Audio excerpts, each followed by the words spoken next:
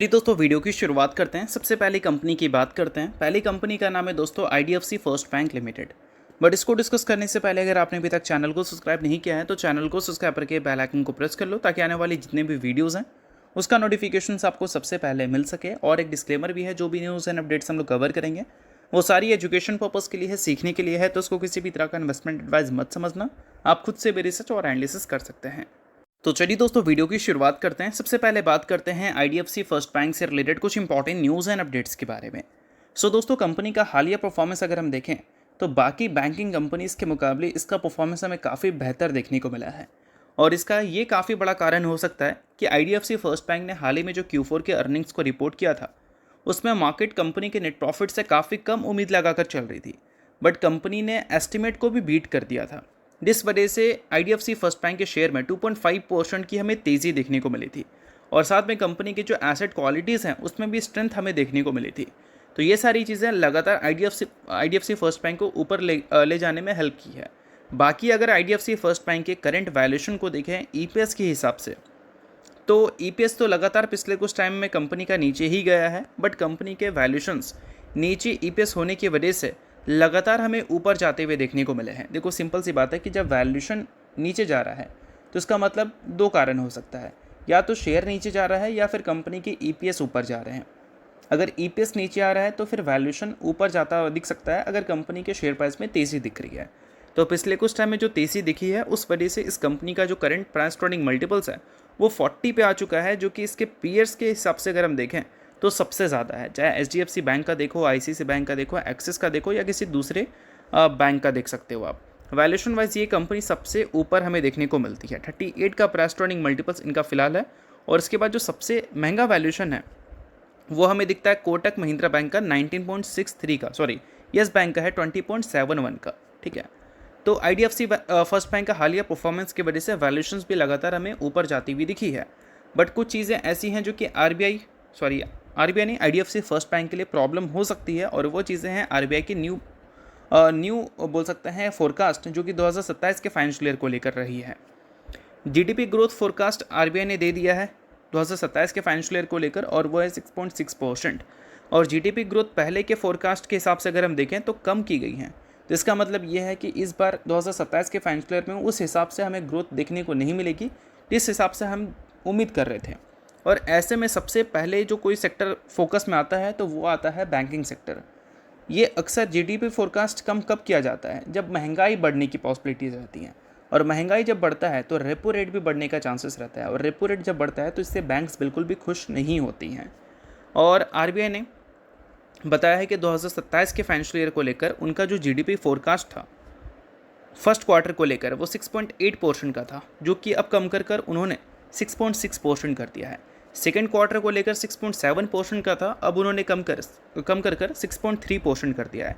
Third quarter को लेकर उनका फोरकास्ट था 7% का, अब उन्होंने कम कर 6.5% कर दिया है। और लास्ट क्वार्टर को लेकर उनका फोरकास्ट था 7.2% का, जिसको उन्होंने कम कर 6.8% कर दिया है। तो फोरकास्ट कम कर रही है, इसका मतलब चीज़ें मार्केट में उतनी सही है नहीं। और चीज़ें अगर उतनी सही है नहीं तो हो सकता है कि हमारे बैंकिंग सेक्टर 2027 के फाइनेंशियल ईयर में भी कुछ खास अच्छा कंट्रीब्यूशन करते हुए नज़र ना आए। और अभी हाल ही में आईडीएफसी फर्स्ट बैंक ने जो गाइडेंस दिया था आने वाले 2 से 3 सालों को लेकर वो काफ़ी सही था। Annual deposit growth rate company ने 25% का दिया था और revenue growth rate per annum 23% का दिया था। तो ऐसे फोरकास्ट के बाद हो सकता है, बिल्कुल भी हैरान मत होना कि आगे चलकर आईडीएफसी फर्स्ट बैंक अपने गाइडेंस को चेंज करती हुई नजर आ जाए, क्योंकि ये कोई इसके लिए प्रॉब्लम की बात थोड़ी है, पूरे सेक्टर के लिए ही प्रॉब्लम की बात है, पूरे देश के लिए ही प्रॉब्लम की बात है। तो इस वजह से चेंजेस आपको आने वाले कल के गाइडेंस पे देखने को मिल सकती है। तो अगर आप आईडीएफसी फर्स्ट बैंक के इन्वेस्टर हैं तो ये सारी चीज़ों पर बिल्कुल ध्यान रखना। दोस्तों फिलहाल रिजल्ट का पीरियड चल रहा है और रिजल्ट के पीरियड में हर कोई को अपनी कंपनी के रिजल्ट जानने हैं। तो इसके लिए क्या कर सकते हैं, आप सेबी रजिस्टर्ड रिसर्च एनालिस्ट के टेलीग्राम चैनल को ज्वाइन कर सकते हैं, जहां पर सबसे पहले आपको रिजल्ट्स की अपडेट मिलेंगी। साथ में उस कंपनी के टेक्निकल्स को प्रॉपर एनालिसिस कर यहाँ पर अपडेट किया जाएगा। इसको भी चाहो तो आप चेकआउट कर सकते हो, ये आपके लिए बहुत ज़्यादा यूजफुल रहेगा, क्योंकि इससे आपको क्लैरिटी मिलेगी कि आपकी कंपनी की परफॉर्मेंस अभी के टाइम पे कैसी है और आगे कैसी हो सकती है। और ये सारी चीज़ें कौन देगा, SEBI registered research analyst.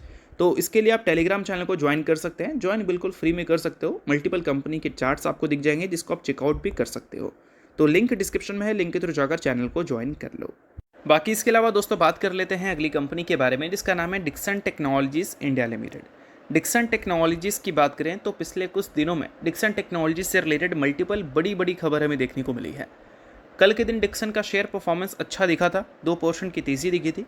Reason ये था कि कंपनी बेट लगा रही है डाटा सेंटर अपॉर्चुनिटीज़ में विथ ताइवानीज पार्टनर्स, और साथ में वीवो के जो जॉइंट वेंचर हैं उस पर भी मार्केट का काफ़ी ज़्यादा नज़र है। तो चलो चीज़ों को थोड़ा सा डिटेल में समझते हैं।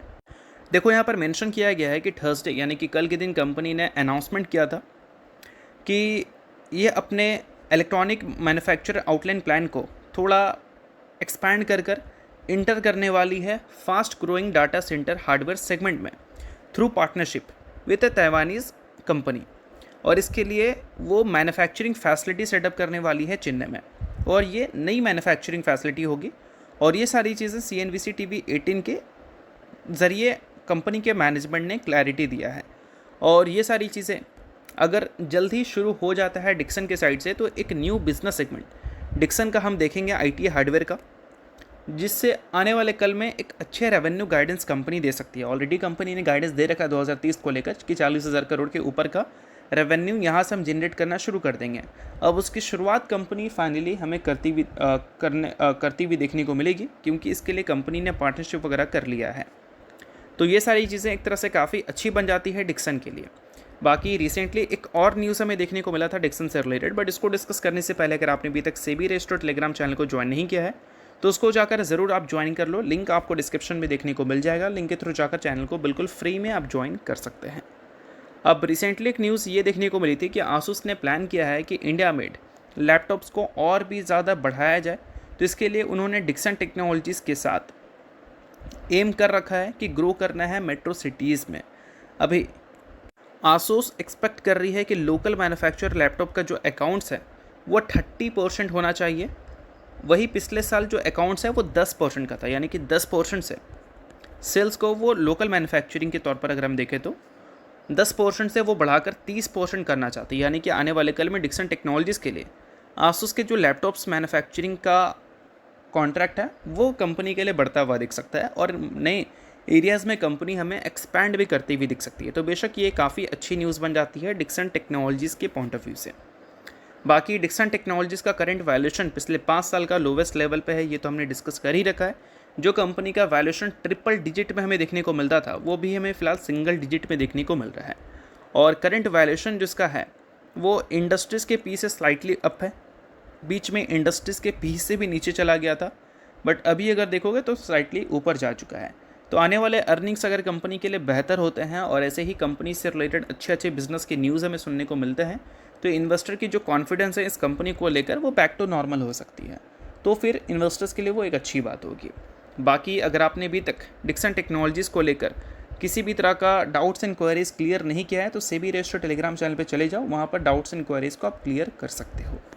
तो चलिए अब बात कर लेते हैं अगली कंपनी के बारे में, जिसका नाम है दोस्तों सिटी यूनियन बैंक। हाल ही में सिटी यूनियन बैंक ने 1:3 के रेशियो में बोनस की अनाउंसमेंट की थी, जिसमें हर 3 शेयर के बदले ये कंपनी ने एक इक्विटी शेयर देने का फैसला किया था। सो अगर आप इस कंपनी के शेयर होल्डर हैं तो इस न्यूज़ को आप नोट कर सकते हैं।